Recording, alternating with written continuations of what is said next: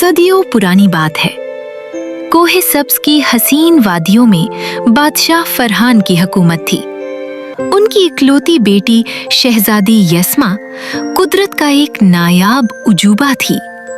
उसकी आंखें नीलम की तरह गहरी और चेहरा गुलाब की पंखड़ी की तरह नर्म था।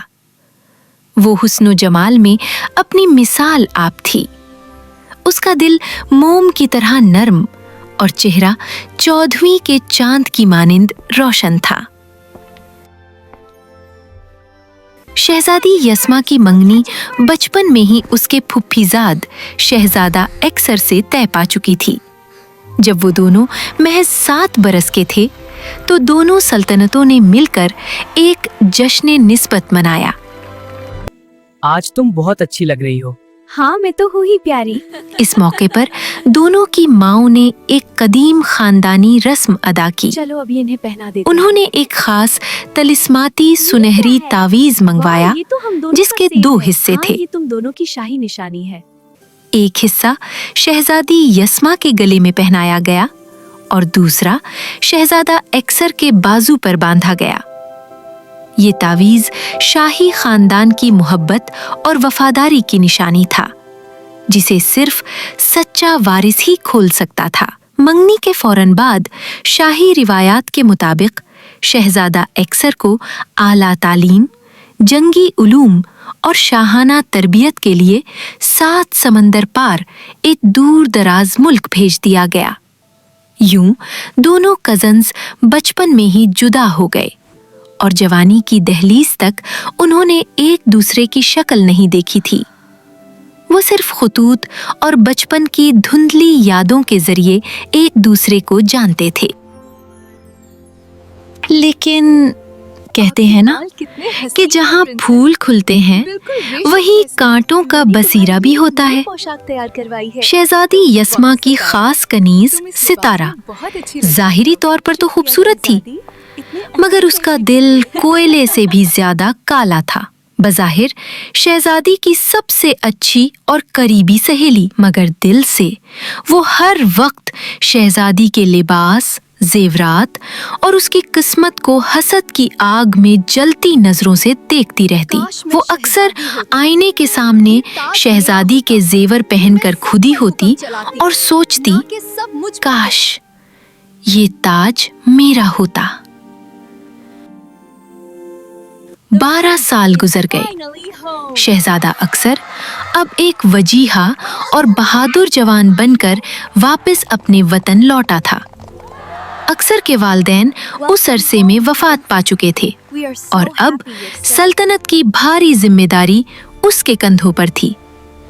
उसका इरादा था कि अपनी मंगेतर को शान से रुखसत करके अपनी सल्तनत लाए। लेकिन ऐन उसी वक्त बादशाह फरहान को खबर मिली कि दुश्मन मुल्क का एक बड़ा लश्कर उनकी सल्तनत पर हमले की नीयत से आगे बढ़ रहा है।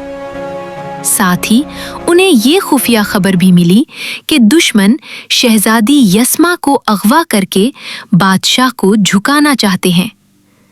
बादशाह ने भारी दिल के साथ फैसला किया। क्या हुआ बाबा जान, आप इतने परेशान क्यों हैं? बेटी, शहजादा अक्सर बरसों बाद लौट रहा है। हमने बहुत धूमधाम से तुम्हें दुल्हन बनाकर रुखसत करना था, लेकिन अब शायद ये मुमकिन ना हो।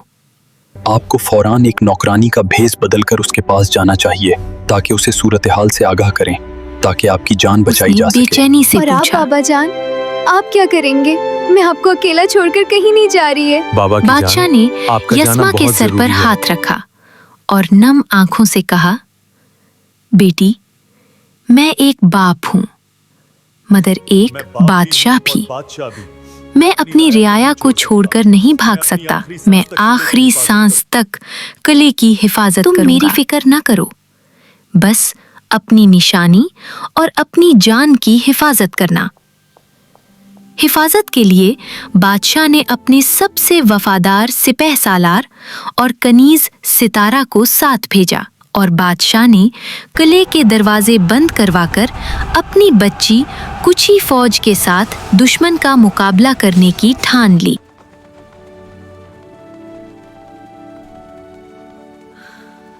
रात के अंधेरे में सफर करते हुए जब ये छोटा सा काफला वादिये खामोशी के सन्नाटे में पहुंचा तो सितारा की नीयत डोल गई। उसने सोचा, प्रिंस ने तो प्रिंसेस को जवानी में देखा ही नहीं। अगर मैं प्रिंसेस की जगह नकली शहजादी बन जाऊं तो अब मैं बनूंगी शहजादी और किसी को मुझ पर शक भी नहीं होगा। रात के खाने में सितारा ने जहर मिला दिया।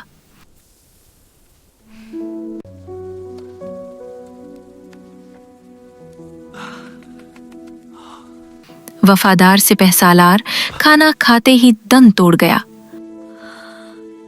अब सितारा ने खंजर निकालकर यस्मा की गर्दन पर रखा। अपना ये शाही लिबास और वो शाही लॉकेट निकालकर मुझे दो। आज से मैं शहजादी यूस्मा हूँ और तुम मेरी गूंगी बहरी नौकरानी हो। कान खोलकर सुन लो। अगर तुमने जबान खोली तो मैं दुश्मन को किले का खुफिया रास्ता बता दूंगी और वो तुम्हारे बाप का काम तमाम कर देंगे।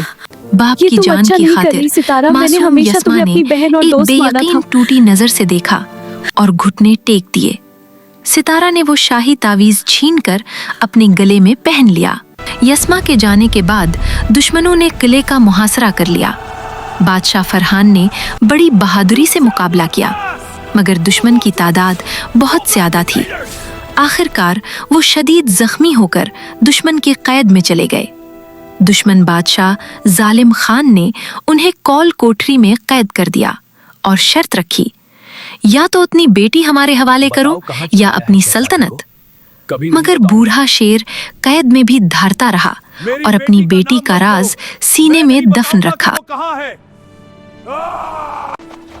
जब वो शहजादा अक्सर के महल पहुंचे तो सितारा ने खुद को यस्मा बताकर एंट्री ली। शहजादा अक्सर के उनके पास पहुंचने से पहले ही सितारा ने चालाकी से वहां की खादमाओं को कहा, मैं तुम्हारी नई होने वाली मलका हूँ और ये मेरी गूंगी बहरी नौकरानी है। इसे जल्दी ले जाओ और काम पर लगा दो। मुलाजमा के साथ जाता देखकर अगर शहजादी ने सितारा इसे सोचने देख लिया लगी, तो कहीं पहचान ही ना जाए। शहजादा अक्सर जो बरसों बाद अपनी मंगेतर से मिल रहा था, उसे देखकर हैरान रह गया। उसने तसव्वुर किया था कि यस्मा अपनी माँ यानी अक्सर की मुमानी जैसी बावकार और नर्म मिजाज होगी। तुम बहुत चेंज लग रही हो।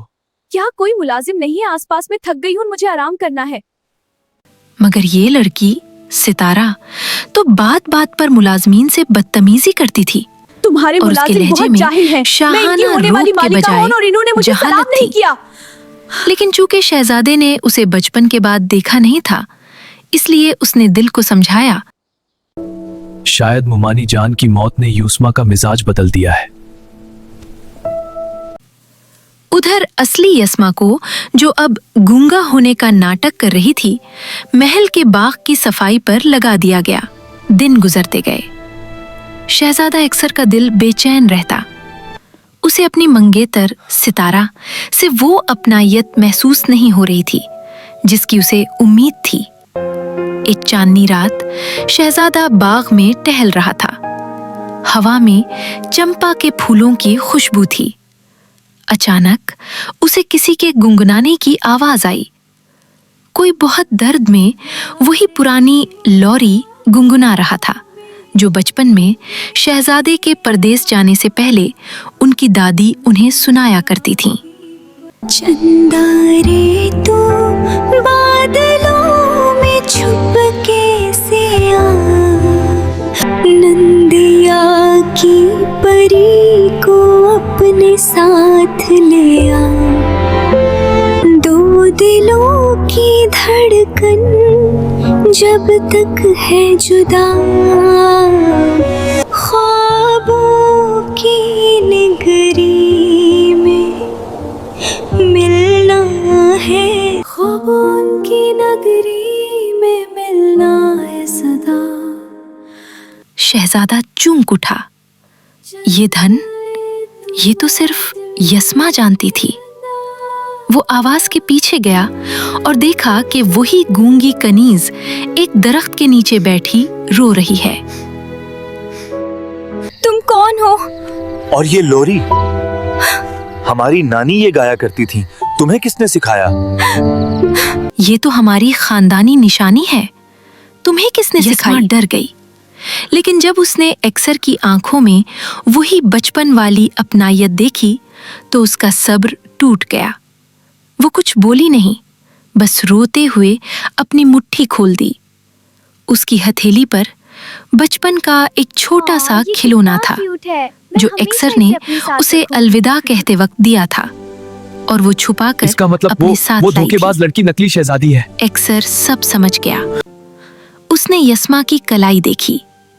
वहां वो निशान था जो बचपन में दोनों के इकट्ठे ततली पकड़ते हुए गिरने से बना था। एक्सर ने गुस्से से कहा,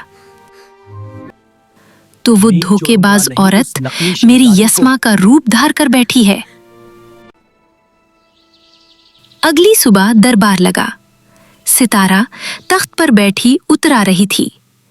शहजादा एक्सर ने भरे दरबार में ऐलान किया, प्रिंसेस, हमारे निकाह पर हमारी मदर्स ने हमें एक लॉकेट पहनाया था, क्या तुम दिखा सकती हो? सितारा ने फौरन गले से तावीज निकाला और फख्र से दिखाया। एक्सर ने मुस्कुरा कर कहा, लेकिन इसमें एक खुफिया बटन है जो सिर्फ शाही खून जानता है, क्या तुम इसे खोलकर दिखा सकती हो? सितारा के हाथ कांपने लगे।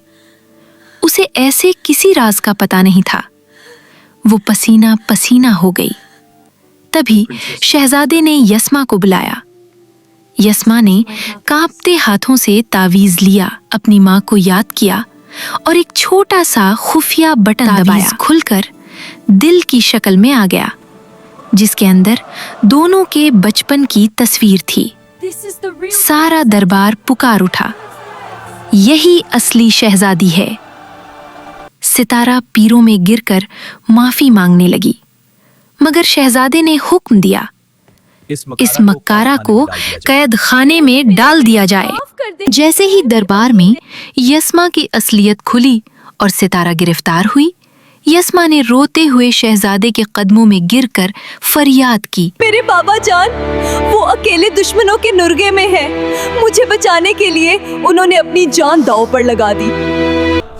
मेरी फौज तैयार की जाए। जिसने मेरे मामा जान पर हमला किया वो कल का सूरज नहीं देख सकेगा। शहजादा एक्सर अपनी देवहकल फौज और जदीद हथियारों के साथ आंधी और तूफान की तरह दुश्मन मुल्क पर हमलावर हुआ। दुश्मन जो जीत के नशे में चोर थे, एक्सर के इस अचानक और शदीद हमले की ताब ना ला सके। एक्सर खुद घोड़ा दौड़ाते हुए कैद खाने तक पहुंचा। उसने पहलीदारों को शिकस्त दी और काल कोठरी का ताला तोड़ दिया। अंदर बादशाह फरहान जख्मी हालत में जंजीरों में जकड़े हुए थे। जैसे ही उन्होंने सामने अपने होने वाले दामाद को देखा, उनकी बूढ़ी आंखों में जिंदगी की चमक लौट आई। एक्सर ने अदब से झुककर उनकी जंजीरें खोली और कहा, मामा जान, आपकी अमानत और सल्तनत दोनों महफूज हैं। शुक्रिया मेरे बेटे। चलिए। शहजादा एक्सर बादशाह फरहान को लेकर बड़ी शान से अपने महल वापस लौटा।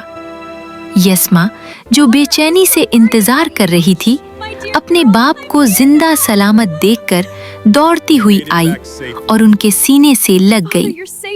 बादशाह ने यस्मा और एक्सर के सर पर हाथ रखा और कहा, आज मेरे दोनों बाजू सलामत हैं, एक मेरी प्यारी शहजादी और दूसरा मेरा बेटा। चंद दिन बाद जब बादशाह सेहतयाब हो गए तो वो तारीखी शादी रचाई गई जिसका इंतजार बरसों से था। पूरा शहर रोशनियों से सजाया गया। यस्मा अब कनीज के कपड़ों में नहीं बल्कि अपनी माँ के शाही अरूसी लिबास में चांद का टुकड़ा लग रही थी। और यूं गम के बादल छट गए और दोनों सल्तनतें हमेशा के लिए एक हो गईं।